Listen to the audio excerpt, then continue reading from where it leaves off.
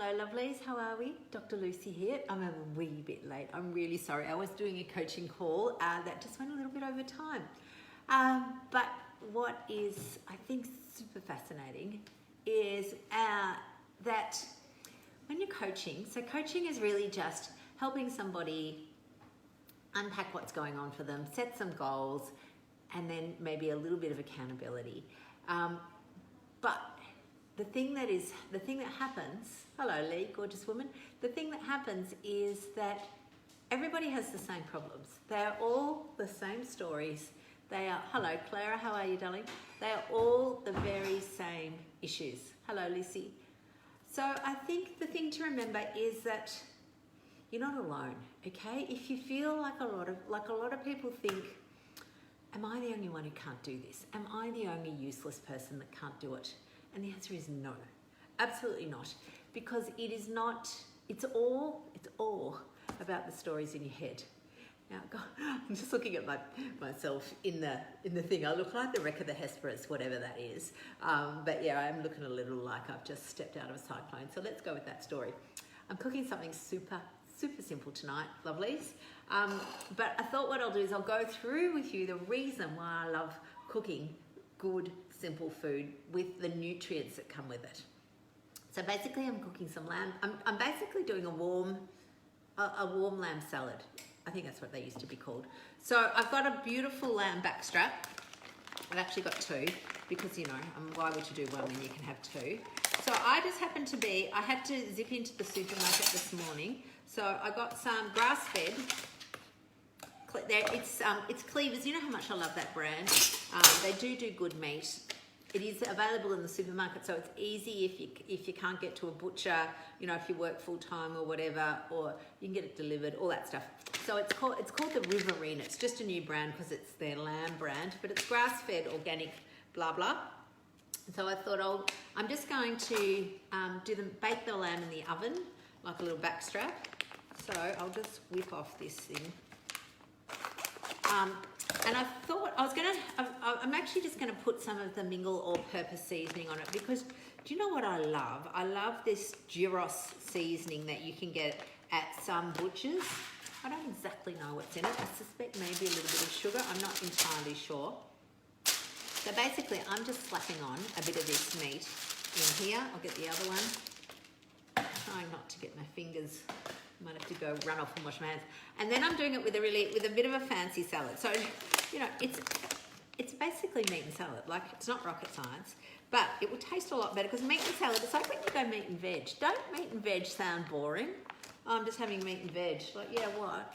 No, you're having something exciting and amazing and incredibly nutrient dense and good for you. So all I've done is slap these two bits of meat on the pan. I'm just going to drizzle a little bit of coconut. This is a coconut, cold pressed coconut oil. It doesn't taste like coconut. It's just that one. And then I'm just gonna sprinkle a few of these spicy things on it. You can put it straight onto the meat, but then it doesn't, it's sort of, it's not that nice. I like to do a bit of a rub. There we go, rubbing that in. This one smells the most like the gyros. I did a little sniff test before I went in because I've got all of them. It's interesting. I always go to the same few. So I've got some that are a little bit old because I don't love them as much. But I love the all-purpose one and I love the herby, what's it called? Herb and dill and garlic, which is the ranch. They're probably my two favourite. So I'm just going to go whip that in the oven and wash my hands and I'll be back in 1 second.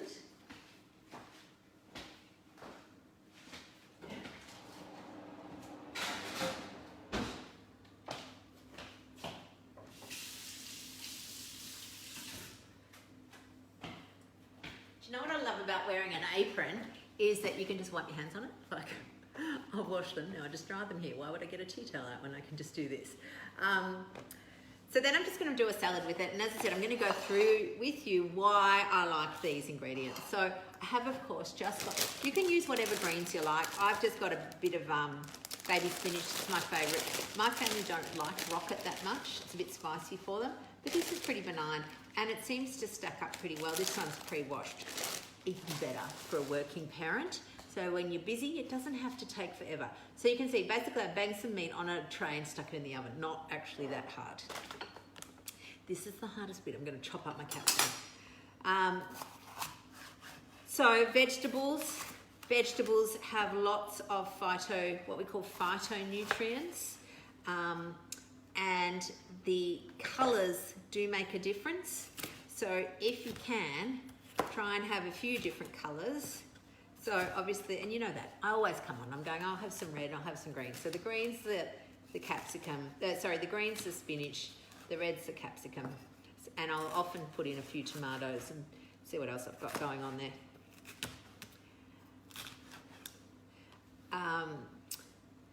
So I guess there's a couple of things I wanted to talk to you guys today. Oh, I'm making you hungry, Ames. So, you know, Melbourne, was everyone surprised about Sunday, about that announcement? I was not expecting it. And I think we have all been caught a bit unawares. Everyone's going, what? We're out of lockdown? Like, that wasn't expected. And so, you know, the schools are suddenly open and I think people are scrambling a little bit. We've been talking quite a bit about it. I mean, every person in the universe is happy to be out, but there is some trepidation, of course, because there's going to be, you know, things that happen that are great and things that happen that are not so great. So I myself am very happy. I forgot what a social creature I was. I've become a hermit the last year. And I've just decided in this last... Oh, sorry. I forgot to tell you. I'm totally in love with goat's cheese. Does anyone else love goat's cheese? Hey, Ange, how are you, sweet? Goat's cheese just adds a zing to a salad. Especially goes well with lamb, because lamb's quite a rich, meaty sort of thing. And I guess that's why it's a bit yogurty. It's why people have yogurt dressing. Nervous about social eating. Chris, you'll be fine. There are always low carb options available, and you just pick your moments. I've become really good, and what it is. Love goat's cheese, beautiful. Oh, I love it. So I'll stick with my topic, and then I'll talk about social eating. So, this is a super crumbly one. So I'm just going to crumble that. There we go. Good, that was easy enough. Why chop it if you can crumble it? So goat's cheese goes really well because it's a bit zingy, and it's much like the way yogurt dressing goes really well with lamb, because lamb's pretty heavy. I'm just going to sing half back in. I might have a bit more. We'll see how I go. And of course, you can now just wipe your manky hands on your apron. I'm sure that's what aprons were invented for. So this goat's cheese it's literally like it's just a beautiful ingredient. It's got pasteurized goat's milk, salt, and rennet. That's it. Rennet's a starter culture. Nothing else. No preservatives, no other rubbish bullshit ingredients. It's just a couple of things. Got a few tomatoes. Now, do I eat a lot of tomatoes? Probably not. Although I am in this one because I'm going to have some fresh tomatoes and some sun-dried. Now, tomatoes, again, they've got lots of, you know, they are very good for antioxidants. They've got lots of, again, the phytonutrients. We've got coming up a series. We're doing a blog series on vitamins and minerals, and also on our social media, we've got Food of the Week coming up. It's also in our newsletter. Sorry, I'm looking at myself going, God, I do look like a bag lady. Anyway, whatever. So make sure that you're signed up to that, because each week we're going through Food of the Week, and we're also linking our blog post to it. This week's blog post is on vitamin D.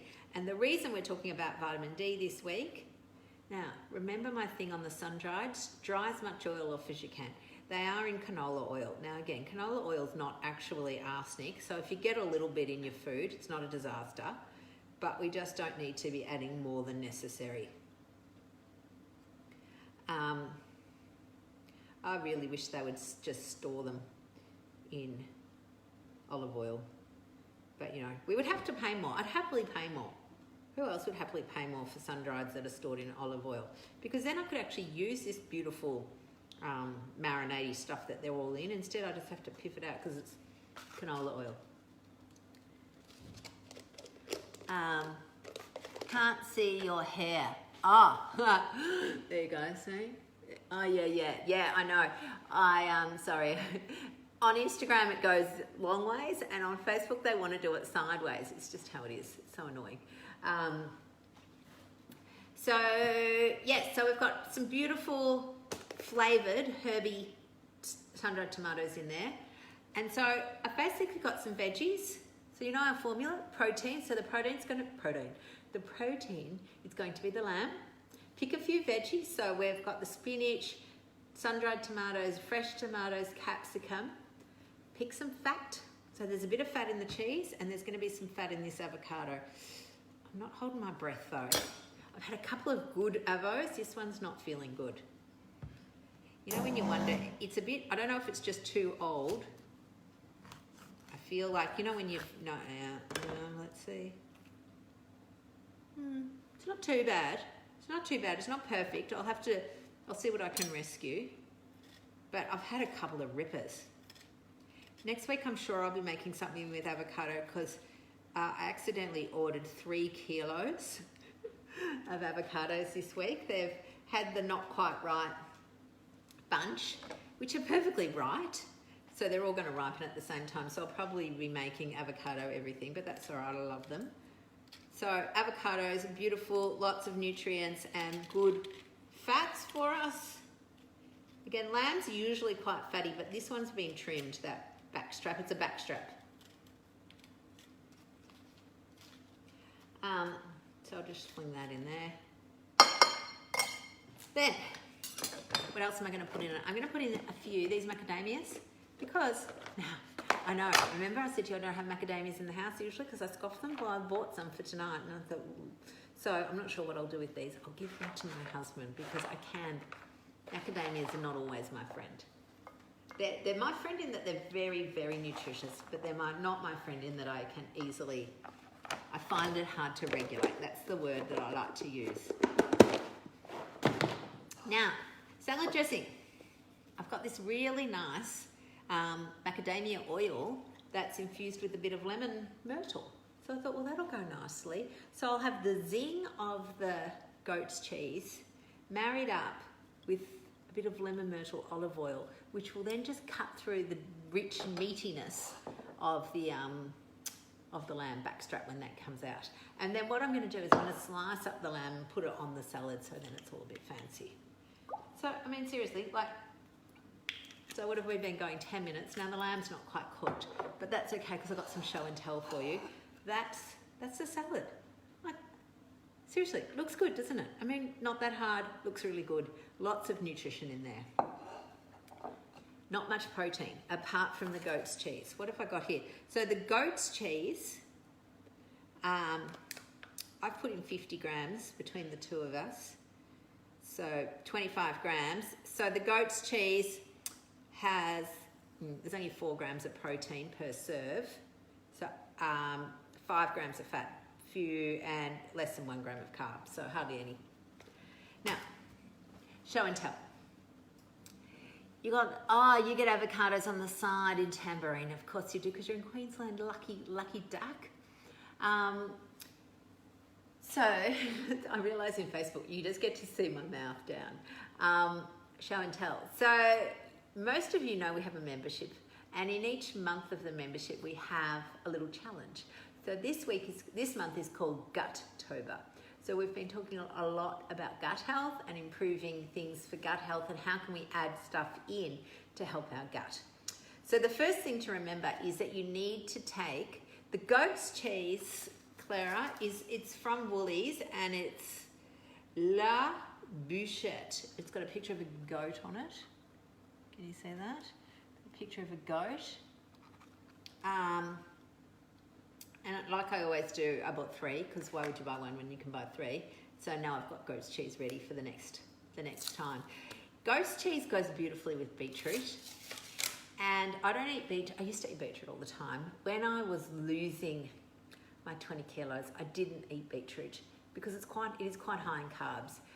But 2 things. If you're at maintenance, then you could probably sneak in a little bit of beetroot. It wouldn't be a problem. Or B, if you're not keto, if you're just doing low carb, which is still perfectly good thing to do, then you can have some beetroot. I mean, it's not like we eat, 2 kilos of beetroot a day. It would be something like a few bits in a salad. I never get too fussed about that. If there was some pumpkin in that salad, I wouldn't be too fussed about it. If there was carrot in that salad, I couldn't care less. It's when you have large quantities of repetitive stuff. So that's where the fries at pubs bloody ruin their very good meat dish with a big serving of fries. That's just a bit too much. But anyway, I've got some really good show and tell. So we've been talking about getting some sauerkraut into our guts. So the first thing I want to say, what husband's in maintenance? Yes, he eats beetroot and carrot and he's thriving. Of course, because nobody, again, you can get really stuck in your ways of, I don't want to eat a single thing underground, but really I think some beetroot, it's at lower end, it's down there. So the lower end carbs of underground vegetables are carrots and beetroot. They're more at about that 7 or 8 grams per 100. Compared to, at the upper end, potatoes and sweet potatoes, they're more at that 17, 18, 19. So, good, this is the sauerkraut that Nick gets. So Guttober is all about, there's multiple layers to gut health. The first thing is most definitely getting rid of all the crap out of your diet. Your gut doesn't like it. It really doesn't. And sadly, for some people, who have swapped their high carb sweet stuff for low carb sweet stuff, your gut doesn't really like sugar alcohols. It doesn't really like erythritol. It doesn't really like xylitol. And it doesn't really interestingly, it doesn't mind stevia because it's not a sugar alcohol. It certainly doesn't like maltitol. And you will know, people who eat, I'm sure you've seen all those stories of people who eat the gummy bears or the double D ice lollies or whatever, and they spend all their time on the toilet. It's because your gut hates it. So helping your gut is really about minimizing some of that stuff, which I know is hard for some people to hear. So that's part of the other reason why I don't eat a lot of sweet stuff. I'll eat it from time to time, but as I said, a lot of it is that it makes me want more and more and more, and that's unhelpful. So I've got this stuff. It's called Wildly Good. It was not very expensive, and it's very easy, and it's just a really simple sauerkraut. So you can make it yourself if you wanted to, but you do need to have a system where you weigh the cabbage down. And I'm sure for those people who have made it and have been very successful, it's pretty easy. But for me, I just haven't had time or, frankly, the inclination. So I'm trying to, therefore, look at good quality bought ones. Because remember, for me, a lot of busy. I haven't got time to be hand-picking my spinach or making my own sauerkraut. Maybe when I've retired. So this has got some cabbage and carrots. And that's about it. The carbs, so the sugars, if you like, are what ferment. So it's not going to be, it's going to be tart. That's how sauerkraut is. Now, again, I think, how am I going to eat the sauerkraut with my beautiful salad? I'm not obviously putting it in there. So there's a couple of options. I will often I usually discourage people standing at the fridge eating straight out of the fridge. We call that the drive-by. But sometimes for sauerkraut, I'll just have a forkful. Then it's in. You don't need a lot. It's called Wildly Good, Heather. Wildly Good. I just got it from Woolies. I'm sure it's probably at Coles as well. It's probably not at Aldi, but they will have their own brand. But go for fridge-related krauts. It's good to know. It's good on cheese, ham, and mustard in a lettuce leaf. That's good to know. That's great to know, Nick. Personally, I have bought the sauerkraut with turmeric, and I've actually decided I hate turmeric. I've tried multiple things with turmeric. I've tried turmeric lattes. I've tried turmeric kraut. I just hate turmeric, so therefore I'm not buying that. I know turmeric's good for you. I like turmeric in a curry, but I don't like it in anything else. So do what is nice for you. Do what's lovely. Don't eat stuff you hate. Life's too short to eat food you hate. And then the other thing I bought is found a new kombucha brand. So this one, I don't know if anyone's tried this. It's back to front, of course. It's called Mojo. That cheered me up. Activated, I'm sure that's a marketing term. And in fact, if you have a look, I don't know if I'm going to show you there. it's sort of the activators in little, highlights, activated. And that makes it sound more impressive or something. I think it's just marketing rubbish. But the thing about kombucha, right? There's 450 mils in this. If you're new to kombucha, don't drink the whole lot. Okay, it will make your guts. It's like having, the invaders in Big Brother. Suddenly, a whole pile of new gut bacteria is invading, and the other gut goes, oh my God, what the hell's going on? So you introduce a little bit slowly. Okay, so you start with, you might have it in a little shot glass. You might just have a shot. You might have it in a little cup. You might start with 50 mils or 20 mils, whatever, and then just build it up. But you don't need to be drinking this much. This is really, I'm interested to see what they say on the servings. Yeah, so they put this at serving size of 1, but you actually don't need to drink this much kombucha a day. Your gut's not loving it that much. So I'd be going with that build up to have that half of that a day. Even over 3 days, 150 mils of kombucha is enough for your gut health. And this is the other thing. So Nextba it's kind of a bit of an oxymoron. They do a kombucha with erythritol. And it's like, well, your gut doesn't like erythritol. It likes kombucha. Doesn't like erythritol. Why would we put those two together? I know why they're doing it, because it makes it a bit sweeter and it's a little bit more palatable, and therefore they'll sell more. I actually think maybe don't, just have normal kombucha. If you want to make your own, even better. But again, I haven't got enough time to be doing that sort of stuff. So the idea with your gut stuff, what if you have your sauerkraut as well? Just a forkful. Just a forkful, Heather, is all you need. You don't need a truckload of it. Again, a blob, if you were having, so if I was to have my meat and my salad, I could have a blob. So yeah, a big, decent forkful, that's enough. It is much better to have it consistently, most days, than have, big whack of it once a week. So that's kind of the lowdown on a bit of gut health. The most important thing is not what fermented products you're eating, but what you're not eating. So you cannot be eating a diet of highly processed junk food and then have a thing of kombucha and think that's going to cancel it out. It's not. Back to basics. How long do you reckon an open sauerkraut will keep in the fridge? If it's under the brine, ages, as long as it's not floating above. But why I bought the smaller one. This is 500 grams. I reckon this will probably last me 10 days. In fact, I'm always interested to see what do they say is the serving size. Bless, 50 grams. I got it right. Hey, I passed. I'm going to go and have a quick look and see if my lamb's ready, because if it is, I'll chop it up for you. I'm not sure that it will be. I didn't preheat my oven. Ugh. Hang on a sec. I'll be back in a minute.